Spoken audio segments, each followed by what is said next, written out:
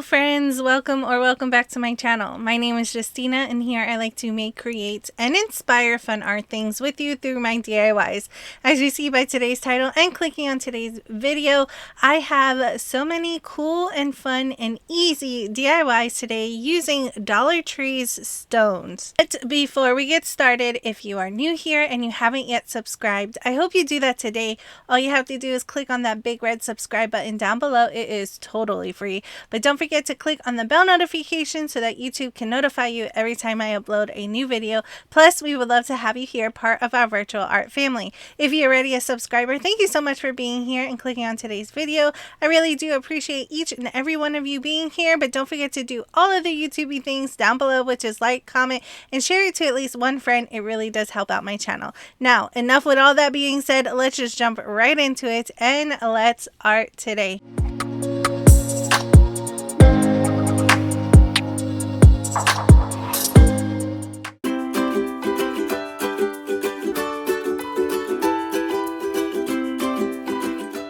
So, like I mentioned, I am using Dollar Tree stones. There are $1.25 and you get a reasonable amount in there. Now, Dollar Tree does carry other stones that you can use if you want to, but I like using these little black ones. They do come in all shapes and sizes and they are flat-sided, so it's easy to paint on. Now, for this DIY, you just want to try to grab a couple that is more rounded and have about 11 of them. I am going to take mine outside and spray paint them using my Rust-Oleum spray paint. I have two colors. First is this French lilac, which is absolutely pretty, but I am running low on it, which you will see, and this golden sunset, which is a awesome bright yellow paint. I really like using Rust-Oleum because it gets really good coverage, and I do give everything about 2 coats of paint and I flip it over and give the other side 2 coats as well. Now, on this particular day while I was spray painting, it was very humid and we were having showers off and on again, so the spray paint didn't necessarily dry. I wanted it to, but nonetheless it still turned out okay. Now, as you see here, I do have some spots because when I was peeling it off of the paper, it was still very wet and it just ripped some of that off. You can always take it back outside and spray paint it if you want to, but I chose not to. Now, I did take a black Posca paint marker, and on the yellow stones we are going to make little X's because we are going to make a little tic-tac-toe game for outside. I continue adding the Posca paint marker right on top of it, and then for the purple stones we are going to add O's. Now, you don't always have to put X's and O's. If you want to, you can always add something else or have a different pattern altogether, but I just kept it very simple. For my tic-tac-toe board, I'm using this ceramic tray that I purchased from the 99-cent store when it was still open, and I am going to cover it with a bunch of different types of paint. Now, for this DIY, you do not have to be neat. The more messier, the better. I am going to dab all different types of colors right onto my ceramic plate here, and you try to want to get colors that really go together. At least for me, it looks better that way. So after I have all of my colors laid onto my plate here, I just take a nice square paintbrush and I'm going in this squiggly painting line as you see here. This really gives it like this tie-dye look and it turns out super pretty. I also am using some paint that does have a satin finish, so at the end it does have a little sheen, which is absolutely gorgeous. I will continue doing this whole pattern on the top of my plate.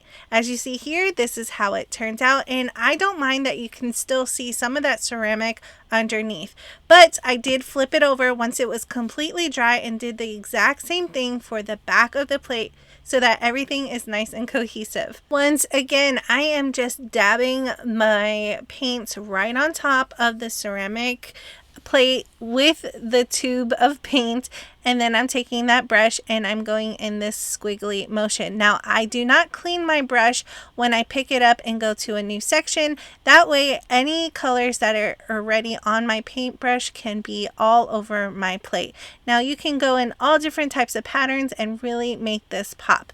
I do set that to the side to dry completely, and this is how it looks. Like I said before, it does have a satin finish, so there is a little sheen, which I absolutely love. Now that our paint has completely dried, it is now time to actually make the tic-tac-toe board. So I'm taking my Posca paint marker once again in the color black, and I'm making that little hashtag sign that goes with tic-tac-toe. I do give it about 2 coats and wait for it to completely dry. Now you always want to seal your ceramic so that the painting on top of the ceramic doesn't get ruined. And that was it. That completes our DIY. All you needed to do was actually play the game. Now this is an example of me playing, but I did drop my last little tic-tac-toe piece and everything kind of went flying, but you get the gist. This would be super cute playing with the little kids. Everyone can make their own plates a little bit different and their little tic-tac-toe pieces different also. I think this is so adorable and it's super easy to make. Would you make this for your backyard?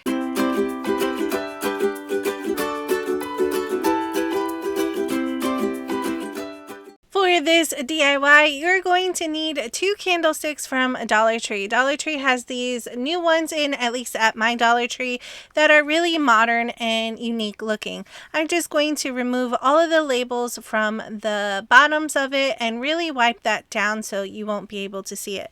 Next, you're going to need these little fish bowls from Dollar Tree. Also, they're just these rounded glass jars, and once again, I'm going to clean off the sticker at the bottom of it. I want to connect both of these pieces together as you see here, and to do so I will be using E6000. The reason I'm using E6000 is because I really want this to be a permanent hold because I absolutely loved this DIY.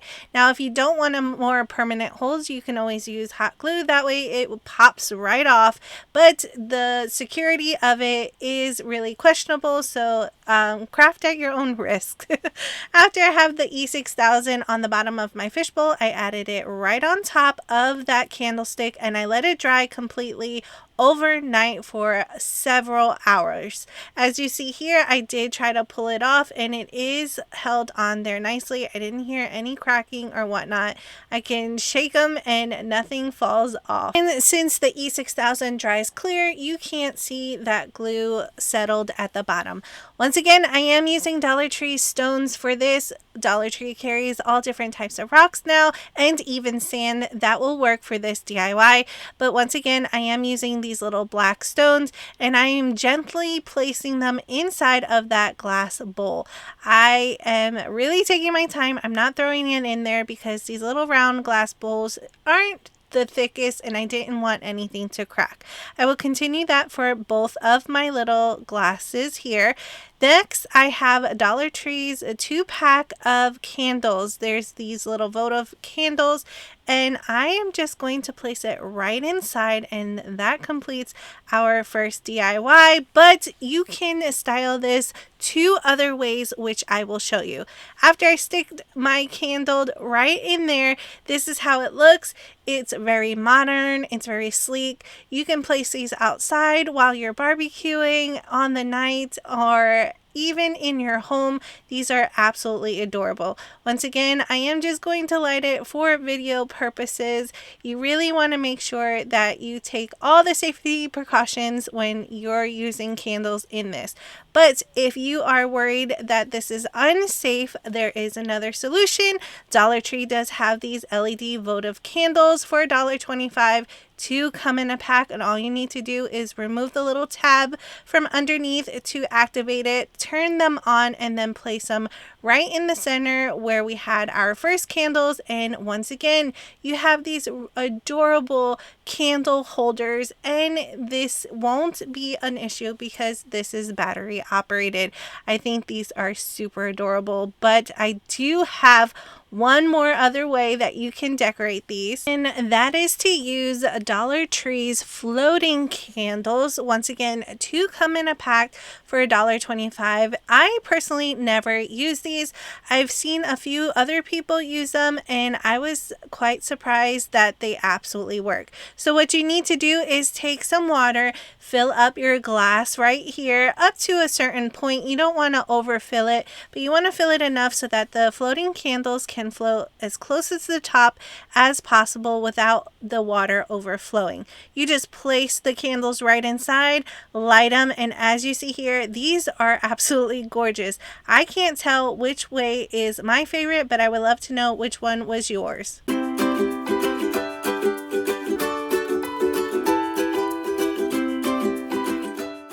Once again, for this DIY, we are using Dollar Tree stones. I like to use these black ones because they're easy to craft with, but that's my opinion, and Dollar Tree has a bunch more. Now for this DIY, I am using my Waverly chalk paint in the color Crimson Red, and I am going to paint right on top of those stones. Now, since this is chalk paint, it does have good coverage, but since the stones are really sleek, you do need a couple coats. I did 3 to really make sure everything was nice and covered and really opaque. Now for this DIY, as you see, I did leave a little tip at the top of my stone not painted. That is because we are going to turn these little stones into ladybugs. I thought this was super adorable, especially for the little ones.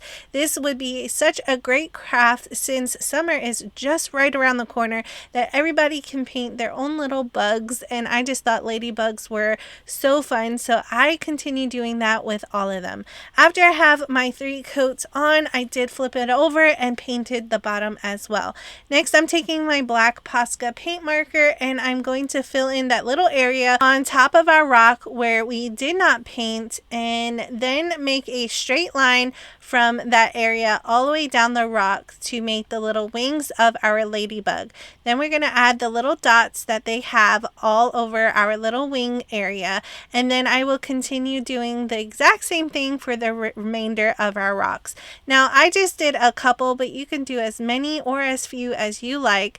And once I was done with the black Posca paint marker and waited for that to completely dry, I then went in with a white Posca paint marker because some ladybugs have this little white area by their eyes, which isn't really their eyes, but that's where they're kind of located. And I draw these little half circles and then let them completely dry.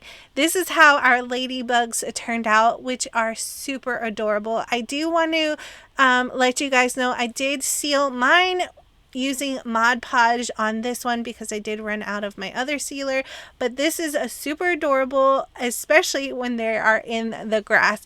I thought this would be so fun if you had a few and then you had played a game with your little ones, trying to find as many ladybugs out in the yard as much as possible. I would love to know if you would make this DIY with some of the little ones in your life.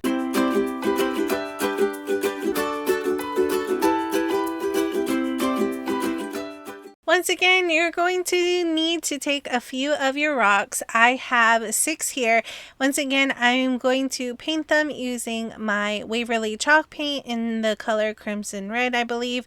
And I do give everything about 3 coats of paint and completely dry, and then do the same for the other side.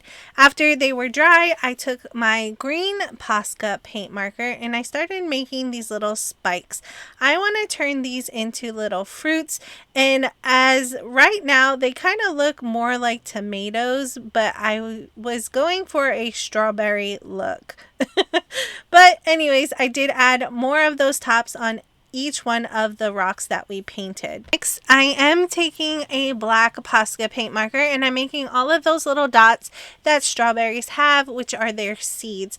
And then I will continue adding them on the other rocks as well. Now, you do not need Posca paint markers to do this DIY. You can always use a paintbrush and regular acrylic paint to have the same outcome. It just might need a little bit more time, but you still get the same look. Next, I am taking a white Posca paint marker and adding some highlights. Now, I wanted my fruit to be in this little tray that I have here.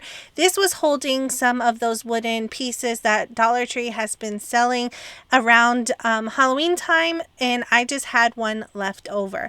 I wanted to stain mine using my Folk Art Home Decor chalk paint in the color Java, and what I did was take my paintbrush, really soak it in some water, dipped it in the paint, and and then added it on.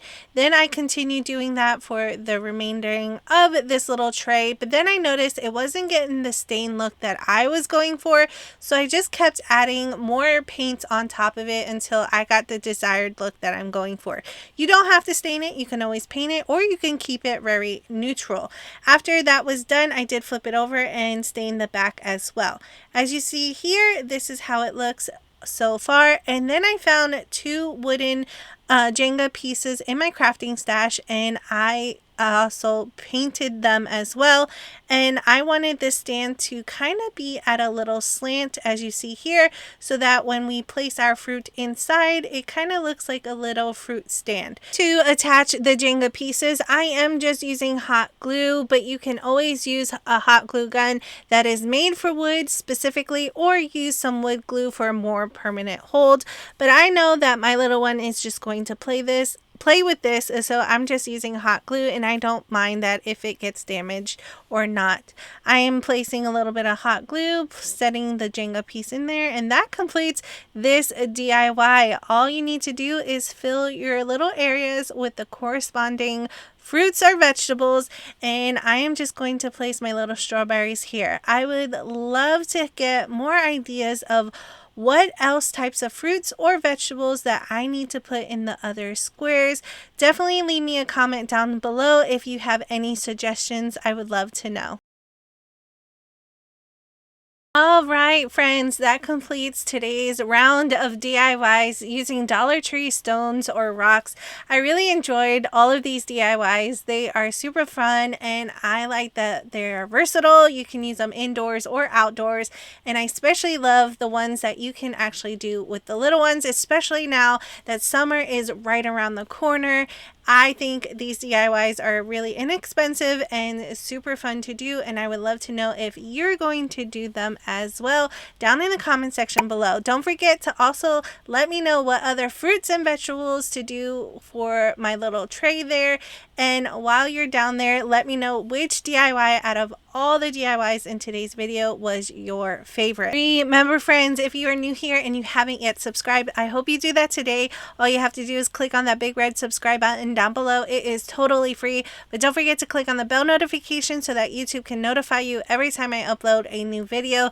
Plus, we would love to have you here, part of our virtual art family. If you're already a subscriber, thank you so much for being here and clicking on today's video. I really do appreciate each and every one of you being here, but don't forget to do all of the YouTubey things down below, which is like, comment, and share it to at least one friend. It really does help out my channel. I also want to give a big shout out to my Patreons down below. They are super awesome, and if you are wondering how to become a Patreon, the link will be down in the description box below. Go check that out. You will see which tier will be beneficial to you. There are weekly updates, voting, some early access, and happy mail. Go check it out. It would really help me out. Thank you all so much for watching. I really hope you enjoyed today's video. I really am enjoying doing these little DIYs because summer is right around the corner, so I am wrapping up little school stuff here and there, but I will definitely see you in the next one.